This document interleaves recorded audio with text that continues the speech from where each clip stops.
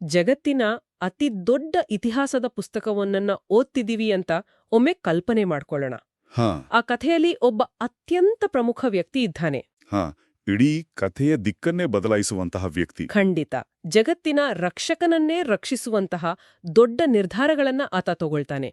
ಆದ್ರೆ ಆಶ್ಚರ್ಯ ಏನಂದ್ರೆ ಆ ಇಡೀ ಪುಸ್ತಕದಲ್ಲಿ ಆತನ ಒಂದೇ ಒಂದು ಸಂಭಾಷಣೆ ಕೂಡ ಇಲ್ಲ. ಅಂದ್ರೆ ಒಂದು ಸಣ್ಣ ಮಾತು ಕೂಡ ದಾಖಲಾಗಿಲ್ಲ. ಹೌದು, ಇದು ನಂಬೋಕೆ ಒಂಥರ ಅಸಾಧ್ಯ ಅನ್ಸಿದ್ರು ಇತಿಹಾಸದಲ್ಲಿ ನಿಜವಾಗಿ ನಡೆದಿರೋ ಘಟನೆ ಇದು.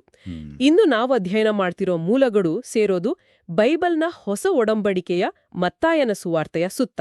ನಿರ್ದಿಷ್ಟವಾಗಿ ಹೇಳ್ಬೇಕಂದ್ರೆ ಸಂತ ಜೋಸಫರ ಕುರಿತು. ಕರೆಕ್ಟ್.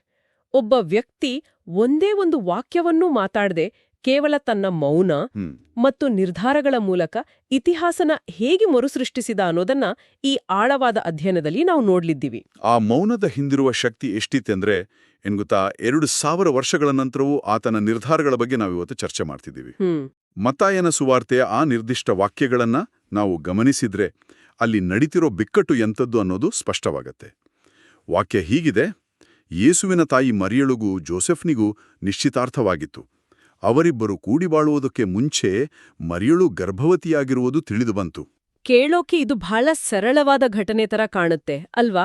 ಹೌದು, ಅಂದ್ರೆ ಇಂದಿನ ಕಾಲದಲ್ಲಿ ಎಂಗೇಜ್ಮೆಂಟ್ ಆದ್ಮೇಲೆ ಏನಾದ್ರೂ ಭಿನ್ನಾಭಿಪ್ರಾಯ ಬಂದ್ರೆ ಅಥವಾ ಇಂಥದೊಂದು ದೊಡ್ಡ ಆಘಾತಕಾರಿ ವಿಷಯ ಗೊತ್ತಾದ್ರೆ ಆ ಒಪ್ಪಂದನ ಮುರಿದು ಬಿಡೋದು ಬಹಳ ಸುಲಭ. ನಿಜ. ಆದ್ರೆ 1ನೇ ಶತಮಾನದ ಯಹೂದಿ ಸಂಪ್ರದಾಯದಲ್ಲಿ ಇದು ಕೇವಲ ಒಂದು ಸಾಮಾಜಿಕ ಮುಜುಗರದ ವಿಷಯ ಆಗಿರಲಿಲ್ಲ.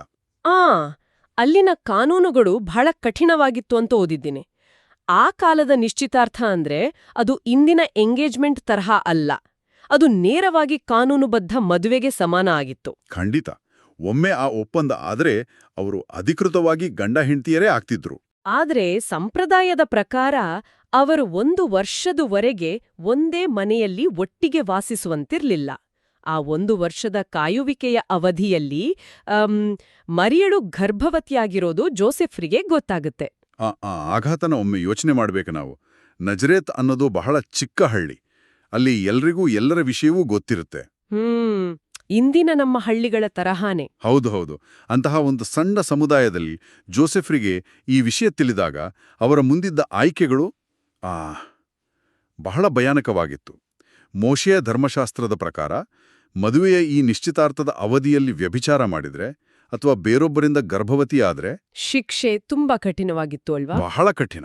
ಆಕೆಯನ್ನ ಊರ ಹೊರಗೆ ಕರೆದೊಯ್ದು ಕಲ್ಲೆಸೆದು ಕೊಲ್ಲುವಂತಹ ಅತ್ಯಂತ ಕ್ರೂರವಾದ ಶಿಕ್ಷೆ ಜಾರಿಯಲ್ಲಿತ್ತು.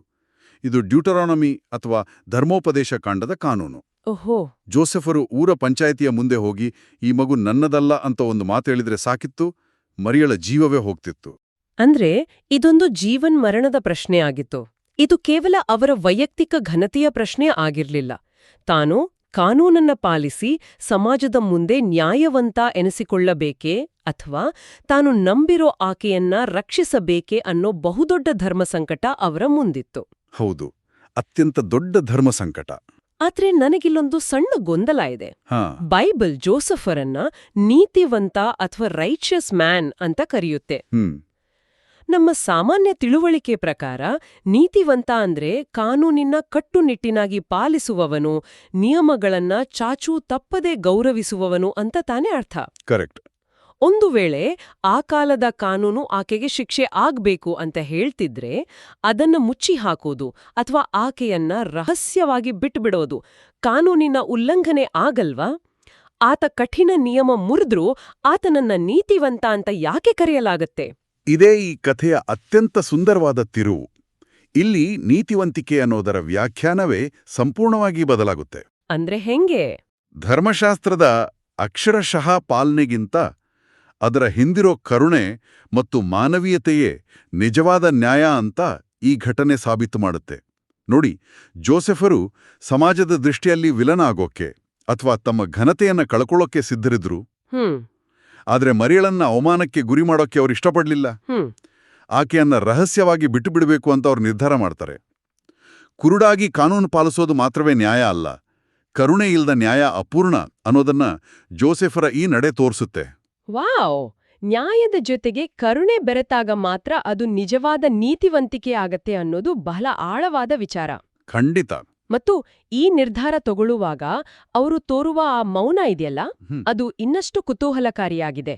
ಪಠ್ಯದಲ್ಲಿ ಆತನು ಈ ಕುರಿತು ಆಲೋಚಿಸುತ್ತಿದ್ದಂತೆ ಅನ್ನೋ ಮಾತಿದೆ. ಹೌದು, ಅಲ್ಲಿ ಆತುರ ಇಲ್ಲ. ಅದೇ, ಇಷ್ಟೊಂದು ದೊಡ್ಡ ಬಿಕ್ಕಟ್ಟು ಎದುರಾದಾಗ, ಮೋಸ ಹೋಗಿದ್ದೀನಿ ಅನ್ನೋ ಭಾವನೆ ಬಂದಾಗ ಮನುಷ್ಯ ಸಹಜವಾಗಿ ಕೋಪಗೊಳ್ತಾನೆ, ಆವೇಶದಿಂದ ರಿಯಾಕ್ಟ್ ಮಾಡ್ತಾನೆ. ಸಾಮಾನ್ಯ ಮನುಷ್ಯರ ಪ್ರತಿಕ್ರಿಯೆ ಅದೇ ಆಗಿರುತ್ತೆ.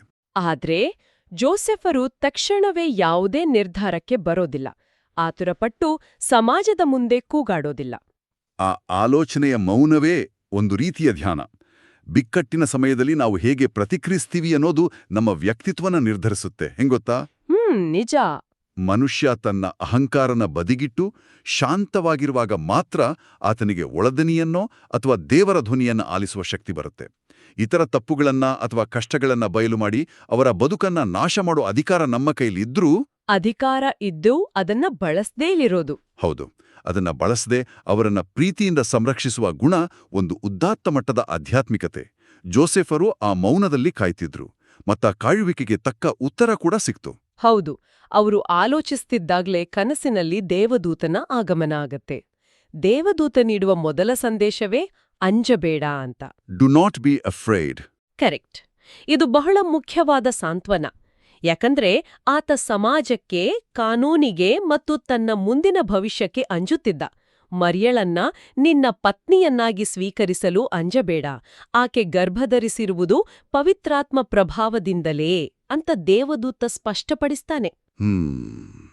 ಇದು ಮನುಷ್ಯ ಸಹಜವಾದ ಜನನ ಅಲ್ಲ, ಇದೊಂದು ದೈವಿಕ ಯೋಜನೆ ಅನ್ನೋದನ್ನ ಆ ಸಂದೇಶ ಒತ್ತಿ ಹೇಳುತ್ತೆ. ಇಲ್ಲಿ ಇನ್ನೊಂದು ಅತ್ಯಂತ ಸೂಕ್ಷ್ಮವಾದ ಐತಿಹಾಸಿಕ ವಿಚಾರನ ನಾವು ಗಮನಿಸಬೇಕು. ದೇವದೂತ ಜೋಸೆಫರನ್ನ ಕರೆಯುವಾಗ ದಾವೀದ ವಂಶದ ಜೋಸೆಫನೇಯೇ ಅಂತ ಕರೀತಾನೆ. ಓಹೋ, ಇದ್ರಲ್ಲೇನಾದ್ರೂ ವಿಶೇಷ ಅರ್ಥ ಇದೆಯಾ? ಖಂಡಿತ. ಇದು ಸುಮ್ಮನೆ ಪ್ರೀತಿಯಿಂದ ಕರೆದದ್ದಲ್ಲ. ಹಳೆಯ ಒಡಂಬಡಿಕೆಯಲ್ಲಿ ಒಂದು ಸ್ಪಷ್ಟವಾದ ಭವಿಷ್ಯವಾಣಿ ಇತ್ತು. ಜಗತ್ತನ್ನ ರಕ್ಷಿಸಲು ಬರುವ ಮೆಸಾಯನು ರಾಜ ದಾವೀದನ ವಂಶದಲ್ಲಿಯೇ ಹುಟ್ಟಬೇಕು ಅನ್ನೋ ನಿಯಮ ಇತ್ತು. ಆದ್ರೆ ಯೇಸು ಮರಿಯಳ ಗರ್ಭದಲ್ಲಿ ಪವಿತ್ರಾತ್ಮನಿಂದ ರೂಪುಗೊಂಡಿದ್ರಿಂದ ಜೈವಿಕವಾಗಿ ಯೇಸುವಿಗೆ ದಾವೀದನ ವಂಶದ ಕೊಂಡಿ ಇರಲಿಲ್ಲ. ಆ ಕೊಂಡಿಯನ್ನ ಬೆಸೆಯುವ ಜವಾಬ್ದಾರಿಯನ್ನ ದೇವದೂತ ಜೋಸೆಫರಿಗೆ ನೀಡ್ತಾನೆ. ಪ್ರಾಚೀನ ಕಾಲದ ಕಾನೂನಿನ ಚೌಕಟ್ಟಿನಲ್ಲಿರುವ ಅದ್ಭುತವಾದ ದೈವಿಕ ದತ್ತು ಪ್ರಕ್ರಿಯೆ ಅಥವಾ ಒಂದು ಲೀಗಲ್ ಲೂಪ್ ಹೋಲ್ ಇದ್ದಂತೆ ಅನ್ಸ್ತಿದೆ. ಬಹಳ ಅದ್ಭುತವಾದ ಹೋಲಿಕೆ ಇದು ಅಲ್ವಾ?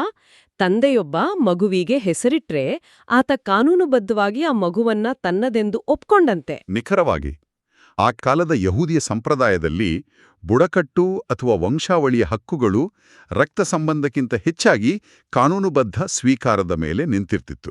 ಹಾಗಾಗಿ ಆ ಹೆಸರು ಇಡೋದು ಅಷ್ಟು ಮುಖ್ಯ. ಹೌದು. ಜೋಸೆಫರು ಮಗುವಿಗೆ ಹೆಸರಿಡುವ ಆ ಒಂದು ಚಿಕ್ಕ ಕ್ರಿಯೆಯ ಮೂಲಕ ತಮ್ಮ ಇಡೀ ವಂಶದ ಅಂದ್ರೆ ದಾವೀದನ ವಂಶದ ಹಕ್ಕನ್ನ ಆ ಮಗುವಿಗೆ ವರ್ಗಾಯಿಸ್ತಾರೆ. ಯೇಸುವನ್ನ ಹೆಸರಿಗೆ ಹಿಬ್ರೂ ಭಾಷೆಯಲ್ಲಿ ಯಶುವಾ ಅಂತಾರೆ. ಯಶುವಾ ಅಂದ್ರೆ ಸರ್ವೇಶ್ವರನೇ ರಕ್ಷಕ ಅಂತ ಅರ್ಥ. ಆ ಮಗುವಿನ ಹುಟ್ಟಿನ ಉದ್ದೇಶ ಪಾಪಗಳಿಂದ ಜನರನ್ನ ರಕ್ಷಿಸೋದು ಅನ್ನೋದು ಸ್ಪಷ್ಟವಾಗುತ್ತೆ. ತಾನು ಜೈವಿಕ ತಂದೆ ಅಲ್ಲದಿದ್ರೂ ಸಮಾಜದ ಮುಂದೆ ಬರೋ ಎಲ್ಲಾ ಕಳಂಕಗಳನ್ನ ತನ್ನ ತಲೆ ಮೇಲೆ ಹೊತ್ತುಕೊಂಡು ಆ ಮಗುವಿಗೆ ಕಾನೂನುಬದ್ಧ ತಂದೆಯಾಗಲು ಜೋಸೆಫರು ಒಪ್ಪಿಕೊಳ್ತಾರೆ. ಇದು ನಿಜಕ್ಕೂ ರೋಮಾಂಚಕವಾಗಿದೆ. ಕೇವಲ ಮಗುವಿಗೆ ಹೆಸರಿಡುವ ಮೂಲಕ ಒಬ್ಬ ಸಾಮಾನ್ಯ ಮನುಷ್ಯ ಇತಿಹಾಸದ ಸಾವಿರಾರು ವರ್ಷಗಳ ಪ್ರವಾದನೆಗಳನ್ನ ಹೇಗೆ ಪೂರ್ಣಗೊಳಿಸ್ತಾನೆ ನೋಡಿ. ಖಂಡಿತ. ಕನಸಿನಿಂದ ಎಚ್ಚೆತ್ತ ನಂತರ ಜೋಸೆಫರು ಮಾಡೋ ಕೆಲ್ಸ ಕೂಡ ಅಷ್ಟೇ ಕುತೂಹಲಕಾರಿಯಾಗಿದೆ.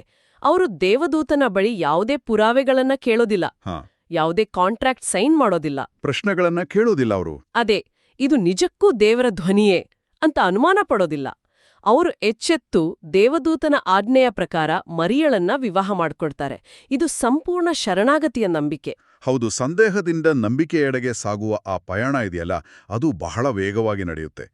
ಆದರೆ ಒಂದು ಪ್ರಶ್ನೆ ಬರುತ್ತಿಲ್ಲಿ. ದೈವಿಕ ರಹಸ್ಯಗಳನ್ನ ಅರಿತು ದೇವರ ಯೋಜನೆಗೆ ಒಪ್ಪಿಕೊಂಡ ತಕ್ಷಣ ಅವರ ಬದುಕು ಹೂವಿನ ಹಾಸಿಗೆ ಆಯ್ತಾ? ಖಂಡಿತ ಇಲ್ಲ. ಇಲ್ಲ. ವಾಸ್ತವವಾಗಿ ಅವರ ಬದುಕು ಅಲ್ಲಿಂದಲೇ ಇನ್ನಷ್ಟು ಕಷ್ಟದಾಯಕ ಆಯಿತು. ಬೈಬಲ್ನ ಮುಂದಿನ ಅಧ್ಯಾಯಗಳನ್ನು ನೋಡಿದ್ರೆ ಮಗು ಹುಟ್ಟಿದ ಕೆಲವೇ ದಿನಗಳಲ್ಲಿ ಆ ಊರಿನ ರಾಜನಾದ ಹೆರೋದನಿಗೆ ತನ್ನ ಸಿಂಹಾಸನಕ್ಕೆ ಕುತ್ತು ಬರ್ಬೋದು ಅನ್ನೋ ಭಯ ಶುರುವಾಗುತ್ತೆ. ಆತ ಊರಿನ ಗಂಡು ಮಕ್ಕಳನ್ನೆಲ್ಲ ಕೊಲ್ಲಲು ಆದೇಶ ನೀಡ್ತಾನೆ. ಆಗ ದೇವದೂತ ಮತ್ತೆ ಜೋಸೆಫರ ಕನಸನಲ್ಲಿ ಬಂದು ಮಗು ಮತ್ತು ತಾಯಿಯನ್ನ ಕರೆದುಕೊಂಡು ಈಜಿಪ್ಟಿಗೆ ಪಲಾಯನ ಮಾಡಲು ಹೇಳ್ತಾನೆ. ಈಜಿಪ್ಟ್ಗೆ ಪಲಾಯನ ಮಾಡೋದು ಅಂದ್ರೆ ಇಂದಿನ ಹಾಗೆ ಟಿಕೆಟ್ ಬುಕ್ ಮಾಡ್ಕೊಂಡು ಫ್ಲೈಟ್ ಹತ್ತೋದಲ್ಲ. ಸುಲಭದ ಪ್ರಯಾಣ ಅಲ್ಲ ಅದು. ಖಂಡಿತ ಅಲ್ಲ. ಅದು ನೂರಾರು ಮೈಲುಗಳ ಮರುಭೂಮಿಯ ಪ್ರಯಾಣ, ಕತ್ತಲೆಯಲ್ಲಿ ಸೈನಿಕರ ಕಣ್ಣು ತಪ್ಪಿಸಿ, ಕೈಯಲ್ಲಿ ಯಾವುದೇ ಹಣ ಇಲ್ಲದೆ, ಭವಿಷ್ಯದ ಬಗ್ಗೆ ಯಾವುದೇ ಸ್ಪಷ್ಟತೆ ಇಲ್ಲದೆ, ಬಾಣಂತಿ ಮತ್ತು ಹಸುಗೂಸನ್ನ ಕರೆದುಕೊಂಡು ಕಾಲ್ನಡಿಗೆಯಲ್ಲಿ ಅಥವಾ ಕತ್ತೆಯ ಮೇಲೆ ಸಾಗುವ ಆ ಭೀಕರ ಯಾನನ ಊಹಿಸಿಕೊಂಡ್ರೆ ಮೈ ಜುಮ್ಮನ್ನುತ್ತೆ.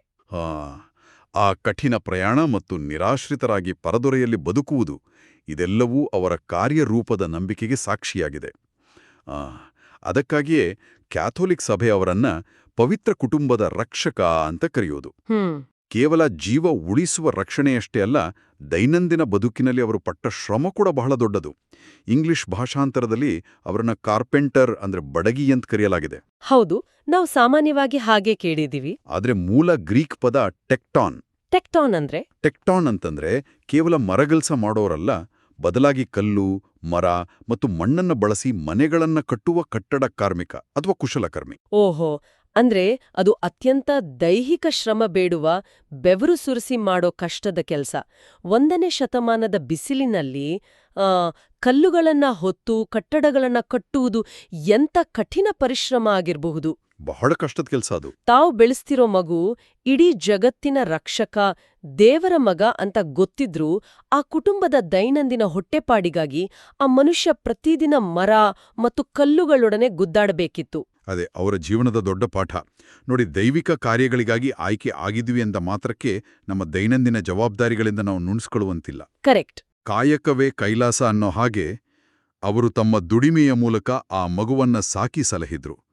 ಇದೇ ಕಾರಣಕ್ಕಾಗಿ ಜಗತ್ತಿನಾದ್ಯಂತ ಮೇ 1ರಂದು ಅವರನ್ನ ಕಾರ್ಮಿಕರ ಪಾಲಕ ಸಂತರು ಅಂತ ಆಚರಿಸಲಾಗುತ್ತೆ. ದುಡಿಮೆಯ ಘನತೆಯನ್ನ, ಒಬ್ಬ ಸಾಮಾನ್ಯ ಕಾರ್ಮಿಕನ ಶ್ರಮವನ್ನ ಅವರ ಮೂಲಕ ಗೌರವಿಸಲಾಗುತ್ತೆ. ಇದು ಇಂದಿನ ನಮ್ಮ ಆಧುನಿಕ ಸಮಾಜಕ್ಕೆ ಬಹಳ ಕನೆಕ್ಟ್ ಆಗುವಂಥ ವಿಚಾರ. ನಾವು ಇಂದಿನ ಕಾರ್ಪೊರೇಟ್ ಜಗತ್ತಿನಲ್ಲಿ ಅಥವಾ ಸೋಷಿಯಲ್ ಮೀಡಿಯಾ ಯುಗದಲ್ಲಿ ಹೇಗೆ ಬದುಕ್ತಿದ್ದೀವಿ ಅಂತ ಯೋಚನೆ ಮಾಡಿ.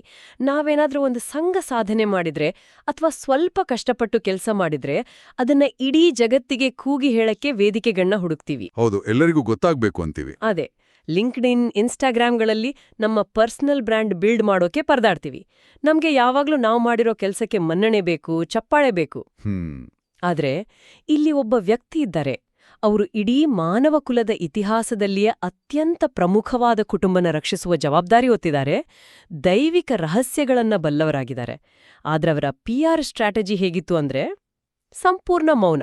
ಅದ್ಭುತವಾದ ಹೋಲಿಕೆ ಇದು. ಅವರು ತಾವೇನು ಮಾಡ್ತಿದ್ದೀವಿ ಅಂತ ಯಾರಿಗೂ ಹೇಳ್ಕೊಳ್ಳಿಲ್ಲ. ಪ್ರಚಾರ ಇಲ್ದೆ, ಮೈಕಿಡ್ದು ಭಾಷಣ ಮಾಡ್ದೆ, ಕೇವಲ ಮೂಕ ಜವಾಬ್ದಾರಿಯ ಮೂಲಕವೇ ಅವ್ರು ತಮ್ಮ ಕೆಲಸ ಮಾಡಿದ್ರು. ಇದು ನಮ್ಮ ಯಶಸ್ಸಿನ ಅಳತೆಗೋಲುಗಳನ್ನೇ ಪ್ರಶ್ನಿಸುವಂತಿದೆ ಅಲ್ವಾ? ಖಂಡಿತ. ನಾವು ಅಳತೆ ಮಾಡೋ ರೀತಿಯೇ ತಪ್ಪಾಗಿರಬಹುದು ಅನ್ನೋದನ್ನ ಅವರ ಜೀವನ ಎತ್ತಿ ತೋರಿಸುತ್ತೆ. ನಿಜವಾದ ಕರ್ತವ್ಯನಿಷ್ಠೆ ಮತ್ತು ಕೌಟುಂಬಿಕ ಜವಾಬ್ದಾರಿ ಅಂದ್ರೆ ಇದೇ. ಕುಟುಂಬದಲ್ಲಿ ಒಬ್ಬ ತಂದೆಯ ಅಥವಾ ಒಬ್ಬ ಪಾಲಕನ ನಿಜವಾದ ಪಾತ್ರ ಹೇಗಿರಬೇಕು ಅನ್ನೋದನ್ನ ಅವರು ಜಗತ್ತಿಗೆ ತೋರಿಸ್ಕೊಟ್ರು. ನಾಳೆ ಏನಾಗುತ್ತೋ, ಸೈನಿಕರು ಬಂದು ಹಿಡಿತಾರೋ ಅನ್ನೋ ಭವಿಷ್ಯದ ಭಯ ಇದ್ರೂ ದೈವಿಕ ಚಿತ್ತಕ್ಕೆ ವಿಧೇಯರಾಗಿ ತಮ್ಮ ಕರ್ತವ್ಯನ ನಿರ್ವಹಿಸಿದರು. ನಮಗೆಲ್ಲರಿಗೂ ಮಾತಿಗಿಂತ ಕೃತಿಯೇ ಮೇಲು ಅನ್ನೋ ಗಾದೆ ಗೊತ್ತಿದೆ. ಹೌದು ಹೌದು. ಆದ್ರೆ ಜೋಸೆಫರ ಇಡೀ ಜೀವನವೇ ಆ ಗಾದೆಯ ಜೀವಂತ ಉದಾಹರಣೆಯಾಗಿತ್ತು. ಅವರ ಇಡೀ ಬದುಕು ಕಷ್ಟ ಮತ್ತು ಹೋರಾಟಗಳಲ್ಲೇ ಕಳಿತು. ಆದ್ರೆ ಅವರ ಕಥೆಯ ಅಂತ್ಯ ಬಹಳ ಸುಂದರವಾಗಿದು. ಮಾರ್ಚ್ 19ರಂದು ಆಚರಿಸಲಾಗುವ ಅವರ ಪ್ರಮುಖ ಹಬ್ಬದಲ್ಲಿ ಅವರನ್ನ ಶುಭ ಮರಣದ ಪಾಲಕ ಸಂತರು ಅಂತ ಕರೆಯಲಾಗುತ್ತೆ. ಪೇಟ್ರನ್ ಆಫ್ ಎ ಹ್ಯಾಪಿ ಡೆತ್. ಹೌದು. ಜೀವಮಾಗಬಡಿ ಪರದಾಡಿದ ವ್ಯಕ್ತಿಗೆ ಇಂಥದೊಂದು ಬಿರುದು ಬಂದಿರೋದರ ಹಿಂದಿನ ಹಿನ್ನೆಲೆನೇನು? ಬೈಬಲ್ನ ಮುಂದಿನ ಭಾಗಗಳಲ್ಲಿ ಯೇಸು ಪ್ರಬುದ್ಧನಾಗಿ ತನ್ನ ಬೋಧನೆಗಳನ್ನ ಪ್ರಾರಂಭಿಸುವ ಹೊತ್ತಿಗೆ ಎಲ್ಲೂ ಜೋಸೆಫರ ಉಲ್ಲೇಖ ಬರೋದಿಲ್ಲ. ಅಂದ್ರೆ ಆ ಹೊತ್ತಿಗಾಗಲೇ ಅವರು ಮರಣ ಹೊಂದಿದ್ರು ಅನ್ನೋದು ಸ್ಪಷ್ಟವಾಗತ್ತೆ. ಓ ಸರಿ. ಐತಿಹಾಸಿಕ ನಂಬಿಕೆಗಳ ಪ್ರಕಾರ ಯೇಸು ಮತ್ತು ಕನ್ಯಾ ಮರಿಯಂನವರ ಸಮ್ಮುಖದಲ್ಲೇ, ಅವರ ಪ್ರೀತಿಯ ಆರೈಕೆಯಲ್ಲೇ ಜೋಸೆಫರು ತಮ್ಮ ಕೊನೆಯ ಉಸಿರೆಳೆದ್ರು. ಪ್ರತಿಯೊಬ್ಬ ಮನುಷ್ಯನ ಅಂತಿಮ ಆಸೆ ಏನಿರುತ್ತೆ ಹೇಳಿ? ಪ್ರೀತಿಪಾತ್ರರು ಜೊತೆಗಿರ್ಬೇಕು ಅಂತ. ಹೌದು. ತಾನು ಪ್ರೀತಿಸುವವರು, ತನಗಾಗಿ ಮಿಡಿಯುವವರು ಕೊನೆಯ ಘಳಿಗೆಯಲ್ಲಿ ತನ್ನ ಜೊತೆಗಿರಬೇಕು, ಶಾಂತಿಯುತವಾಗಿ ಈ ಲೋಕದಿಂದ ವಿದಾಯ ಹೇಳಬೇಕು ಅನ್ನೋದು. ಇಡೀ ಜೀವಮಾನವಿಡೀ ಆ ಕುಟುಂಬಕ್ಕಾಗಿ ಓಡಾಡಿ ಬೆವರು ಸುರಿಸಿ ರಕ್ಷಿಸಿದ ಆ ಜೀವಕ್ಕೆ ಕೊನೆಗೂ ಜಗತ್ತಿನ ರಕ್ಷಕ ಮತ್ತು ಆತನ ತಾಯಿಯ ಮಡಿಲನ್ನಲ್ಲಿಯೇ ಶಾಂತಿಯುತ ಮರಣ ಸಿಕ್ತು. ಎಂಥ ಅದ್ಭುತವಾದ ಅಂತ್ಯ. ಕಷ್ಟಗಳೆಲ್ಲ ಮುಗಿದು ಅಂತಿಮವಾಗಿ ದೊರೆತ ಆ ಶಾಂತಿಯೇ ಶುಭ ಮರಣ. ಪ್ರತಿಯೊಬ್ಬರಿಗೂ ಇಂಥ ಅರ್ಥಪೂರ್ಣ ನೆಮ್ಮದಿಯ ಅಂತ್ಯ ಸಿಗ್ಲಿ ಅಂತ ಪ್ರಾರ್ಥಿಸಿಯೇ ಅವರನ್ನ ಆ ಹೆಸರಿನಿಂದ ಕರೆಯಲಾಗೋದು. ಖಂಡಿತ. ಈ ಎಲ್ಲ ಮೂಲಗಳನ್ನ ಒಟ್ಟುಗೂಡಿಸಿ ನೋಡಿದಾಗ ಈ ಮೌನ ವ್ಯಕ್ತಿತ್ವ ನಮ್ಗೆ ಕಲಿಸುವ ಪಾಠಗಳು ಬಹಳಷ್ಟಿವೆ. ನಮ್ಮ ಜೀವನದಲ್ಲಿ ಅನಿರೀಕ್ಷಿತವಾದ ಬುಡಮೇಲು ಮಾಡುವಂತಹ ಸವಾಲುಗಳು ಬಂದಾಗ ನಮ್ಮ ಅಹಂಕಾರನ ಬದಿಗಿಟ್ಟು ವಿವೇಚನೆಯಿಂದ ಕಾಯೋದು, ಕಾನೂನು ಮತ್ತು ನಿಯಮಗಳಿಗಿಂತ ಮಿಗಿಲಾಗಿ ಮನುಷ್ಯರ ಕಷ್ಟಗಳನ್ನ ಅರ್ಥ ಮಾಡಿಕೊಂಡು ಕರುಣೆ ತೋರೋದು. ಜೊತೆಗೆ ಆ ಬಿಕ್ಕಟ್ಟಿನ ಸಮಯದಲ್ಲಿ ನಮ್ಮ ನಿರ್ಧಾರಗಳು ಮತ್ತೊಬ್ಬರನ್ನ ಒಡೆಯಲು, ಅವರ ಬದುಕನ್ನ ನಾಶ ಮಾಡಲು ಇರುತ್ತವೆಯೋ ಅಥವಾ ಅವರನ್ನ ಪ್ರೀತಿಯಿಂದ ರಕ್ಷಿಸಲು ಇರುತ್ತವೆಯೋ ಅಂತ ನಾವು ಆತ್ಮಾವಲೋಕನ ಮಾಡ್ಕೊಳ್ಬೇಕು. ಬಹಳ ಮುಖ್ಯವಾದ ಮಾತು. ಯಾವುದೇ ದೊಡ್ಡ ಭಾಷಣಗಳಿಲ್ಲದೆ ಕೇವಲ ನಿರಂತರವಾದ ಪ್ರಾಮಾಣಿಕ ಕಾಯಕದ ಮೂಲಕ, ಆ ಕುಟುಂಬದ ಮೇಲಿನ ನಿಷ್ಕಲ್ಮಶ ಪ್ರೀತಿಯ ಮೂಲಕ ಇತಿಹಾಸನ ನಿರ್ಮಿಸೋದು ಸಾಧ್ಯ ಅನ್ನೋದನ್ನ ಈ ಕಥೆ ಸಾಬೀತು ಮಾಡುತ್ತೆ. ಖಂಡಿತ. ಈ ಆಳವಾದ ಅಧ್ಯಯನದ ಕೊನೆಯಲ್ಲಿ ನಾವೆಲ್ಲರೂ ಒಮ್ಮೆ ಆಳವಾಗಿ ಯೋಚನೆ ಮಾಡಬೇಕಾದ, ನಮ್ಮನ್ನೇ ನಾವು ಕೇಳ್ಕೊಳ್ಬೇಕಾದ ಒಂದು ಪ್ರಶ್ನೆ ಇದೆ. ನಾವು ಪ್ರತಿದಿನ ಆಡುವ ಮಾತುಗಳು, ಮಾಡುವ ಭಾಷಣಗಳು ಅಥವಾ ಜಗತ್ತಿಗೆ ತೋರಿಸಿಕೊಳ್ಳುವ ನಮ್ಮ ಪ್ರದರ್ಶನಗಳು ಇವು ಯಾವುದೂ ಶಾಶ್ವತ ಅಲ್ಲ. ಒಂದು ವೇಳೆ ನಮ್ಮ ಜೀವನದ ಕಥೆಯನ್ನ ನಾವು ಆಡಿದ ಮಾತುಗಳ ಮೂಲಕ ಅಲ್ಲದೆ ಕೇವಲ ನಾವು ಮಾಡಿದ ಮೌನ ಕೆಲಸಗಳು ಮತ್ತು ಬಿಕ್ಕಟ್ಟಿನ ಸಮಯದಲ್ಲಿ ನಾವು ತೆಗೆದುಕೊಂಡ ಕರುಣಾಮಯಿ ನಿರ್ಧಾರಗಳ ಆಧಾರದ ಮೇಲೆ ಮಾತ್ರ ಈ ಜಗತ್ತು ಅಳೆಯುವುದಾದ್ರೆ ನಾವು ನಮ್ಮ ಹಿಂದೆ ಎಂತಹ ಪರಂಪರೆಯನ್ನ, ಎಂತಹ ಲೆಗೆಸಿಯನ್ನ ಬಿಟ್ಟು ಹೋಗ್ತೇವಿ, ಒಮ್ಮೆ ಯೋಚನೆ ಮಾಡಬೇಕಾದ ವಿಷಯ ಇದು. ಪ್ರಿಯರೇ, ಈ ಚಾನೆಲ್ ಅನ್ನು ಸಬ್ಸ್ಕ್ರೈಬ್ ಮಾಡಿ ಪ್ರತಿದಿನ ದೇವರ ವಾಕ್ಯವನ್ನು ಆಲಿಸುತ್ತಾ ಅದನ್ನು ಇತರರೊಂದಿಗೆ ಹಂಚಿಕೊಳ್ಳಲು ನಮಗೆ ನೆರವಾಗಿರಿ. ಧನ್ಯವಾದಗಳು.